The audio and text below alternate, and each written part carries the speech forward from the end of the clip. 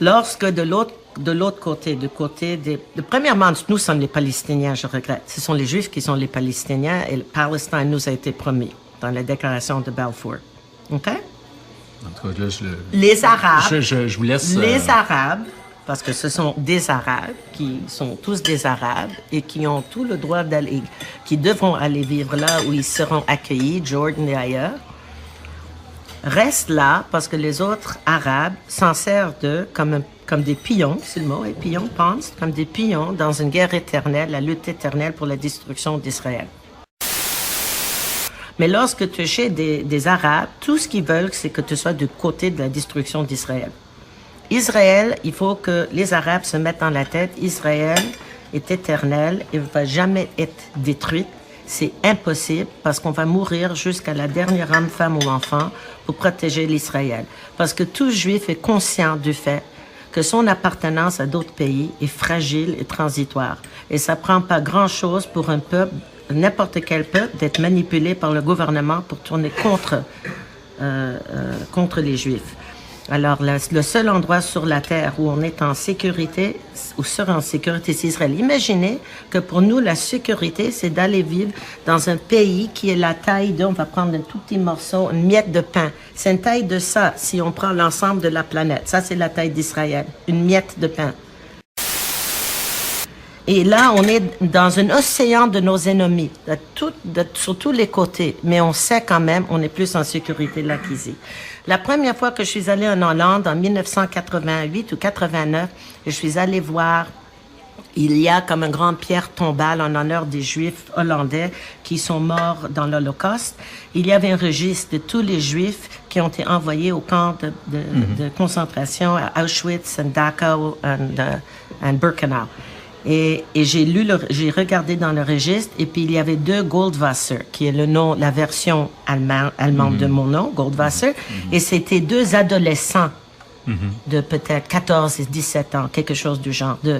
Et non seulement j'ai commencé à pleurer, j'ai pas arrêté de pleurer tout le temps que j'étais en Hollande, parce que je m'étais rendu compte que si 2 ados Goldwasser étaient en Amsterdam pendant la Deuxième Guerre mondiale, c'est parce que leurs parents en Pologne, d'où je suis d'origine, je suis née ici, mais mes parents, grands-parents des 2 côtés sont de Pologne, leurs parents les ont envoyés direction de l'Ouest, ça c'était le but, d'envoyer tes enfants de l'Ouest pour sauver leur vie. Alors, dans le moment, on aimerait savoir, c'est M. Mocler, quelle va être sa politique? Est-ce que ça va être un pro-sioniste? Si c'est un pro-sioniste, eh bien qu'il retrace ses bagages et puis qu'il reparte. On veut pas de monde comme ça chez nous. Notre meilleur ami, c'est pas Netanyahou, madame. Mais pas du tout. On aurait dû désinfecter la place quand il est parti. Quand on sait tous les meurtres qui se produisent là-bas en Israël, ils sont en train de voler justement les terrains des Cisjordaniens. C'est quoi le problème? Les États-Unis et puis le Canada, on est dans les griffes, les tentacules, justement, de ce monde-là qui veulent devenir les maîtres du monde. Bien, merci beaucoup, Mme Lafontaine, pour votre appel. Alors, au revoir. Qui est-ce que ça séduit, cette position qu'a M. Harper à l'égard d'Israël présentement? Y a-t-il un électorat à aller chercher en prenant cette position? Ben, c'est sûr qu'il y a un électorat. Il y a aussi beaucoup probablement de financiers qui s'intéressent à cette position-là. Du côté des Américains, c'est aussi la même chose. On sait que le président américain fait bien attention pour ne pas s'en prendre au lobby juif. Donc, cette même situation existe dans le cas canadien. Donc, des intervenants comme Mme Lafontaine, je pense, ont raison de s'inquiéter.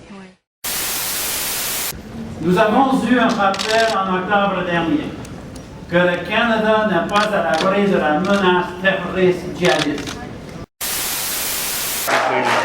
Nous répondrons aux menaces djihadistes par la vigilance, par la fermeté et en agissant avec détermination.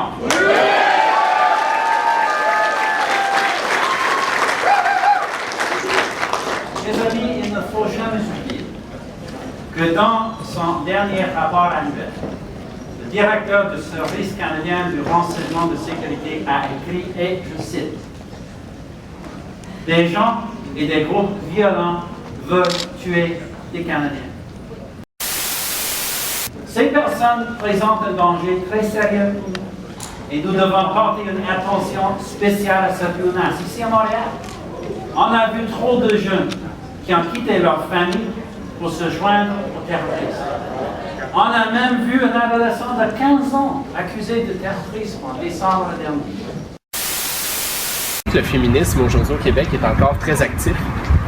Le mouvement féministe en France, c'est actif. Ben, plus ou moins, parce que je pense que les gens ils ont comme l'impression que les femmes sont égales partout, mais c'est pas vraiment le cas. Fait que c'était plus actif avant, je pense. Vous autres, est-ce que vous vous considérez comme féministe? Pas tant que ça, là. Ben, je fais pas des grands mouvements pour ça, mais je m'arrange pour que ça soit égal dans la société. Alright. Puis ce serait quoi votre rêve pour le Québec? Sur le féminisme? En général? OK, mais je sais pas, là, mais que justement, là, que l'homme et la femme soient vraiment égales là, dans notre société. Ça s'en vient de mieux en mieux, mais que ce soit vraiment, ça devienne égal. Toi? Ben, comme elle, mais c'est sûr qu'il y a encore des problèmes à régler. L'actrice de porno Zoé Zebra, 22 ans, a annoncé sa volonté de faire un marathon de sexe avec 25 hommes. L'événement aura lieu dans un club local, le Bouloton, à Gagito, au Québec. Pendant l'événement, Zebra accomplira des actes sexuels de son choix avec 25 hommes qu'elle prendra au hasard. Le but de cet événement est de sensibiliser des fonds afin qu'elle puisse se payer des implants mammaires. Morale dans tout cela, les femmes veulent être légales à l'homme, mais seulement quand ça fait leurs affaires. LOL! Maman, il m'a donné un bec sur la joue. Maman répond, voyons, tu devrais être contente. Ça veut dire que t'es pas un laidron. Bonne chance, Milos. Je t'admire pour ta persévérance, pour ton talent, ta performance. Tu as fait le championnat Rogers.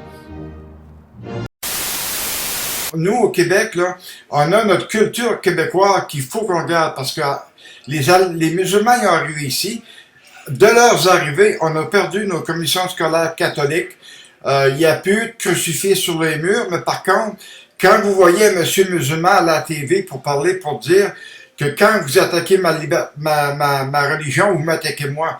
Mais si ce gentil monsieur-là n'est pas heureux ici, qu'il retourne dans son pays, veut dire nous ici, on vit comme on a toujours vécu, nous ici au Québec. Hey, salut tout le monde, c'est Sébastien. C'est Jimmy. C'est Catherine. Puis au nom du comité des jeunes, ben on veut te souhaiter la bienvenue, puis t'es officiellement un syndiqué de la CSN.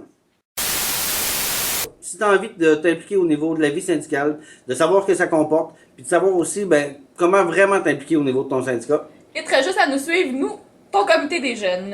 Au cours des prochaines semaines, on va tourner plein de petites capsules vidéo comme celle-ci, où est-ce que on va tenter de répondre à toutes tes questions. Vous allez pouvoir nous suivre aussi sur Facebook, où vous allez pouvoir inscrire aussi votre adresse afin de recevoir toutes les informations. Vous allez pouvoir aussi nous suivre sur YouTube, où est-ce que vous allez voir toutes les capsules vidéo aussi défiler. Fait qu'on se donne rendez-vous dans les prochaines semaines, tout le monde. Salut! Cette jeune fille qui s'avance vient de retrouver la liberté. À 18 ans, elle a été l'une des esclaves sexuelles de l'État islamique, vendue pour 2000 €. Sur cette vidéo amateur tournée le jour de sa libération, elle retrouve son père et le serre dans ses bras. Il la croyait morte. Cette jeune fille a été rachetée à son propriétaire par un intermédiaire de l'association en Irak. Se faire passer pour un client, libérer ses esclaves, c'est l'idée de Steve Maman. Pour certains, cette rançon, c'est financer l'horreur. À ses détracteurs, il répond par une leçon d'histoire. On va prendre l'exemple de Oskar Schindler.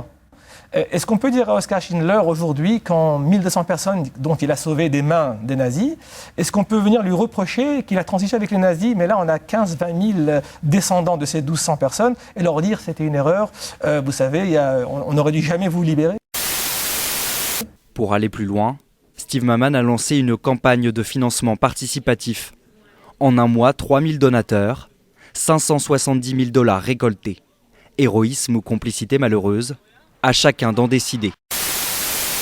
La guerre de Gog ou Magog, cette fameuse guerre qu'on attend tous, le Chafetz Chaim a dit « Ne t'attends pas à voir autre chose que la guerre de l'islam se lever contre Édom ». Selon Chafetz Chaim, la guerre de Gog ou Magog, c'est que l'islam en Europe se lèvera comme un seul homme et ils ont tout pour réussir. Ils parlent tous le même langage, ils ont tous le même prophète, ils ont tous la même direction et ils ont tous une chose en commun que n'a pas Édom, ils ne craignent pas la mort. Cette guerre-là, dans le monde dans lequel on vit, elle est nécessaire. Et pourquoi est-ce qu'elle est nécessaire? Parce que l'un va utiliser l'autre. Pour ne pas qu'Israël rentre en guerre, Akadosh Baruch Hu Ishtabach Shemo Lahad, dit le Chafetz Chaim, va provoquer que Ishmaël se lève contre Esav. Donc ce que vous êtes en train de subir en France, en Europe, qui fait tellement peur, ça devrait être pour nous la plus belle nouvelle de notre histoire juive. Enfin, on commence à s'y approcher. Enfin, on commence à réaliser ce que les sages nous avaient prescrit avant. Ce que je vous ai dit tout à l'heure, c'est marqué dans Sanhedrin. Le Mashiach viendra que quand Édom, l'Europe, la chrétienté sera totalement tombée. Donc je vous pose la question, c'est une bonne nouvelle que l'islam envahisse l'Europe? C'est une excellente nouvelle, ça annonce l'envie de Mashiach. Excellente nouvelle. Et que se passe-t-il quand il viendra? La paix régnera enfin dans le monde, les nations déposeront les armes et serviront le peuple d'Israël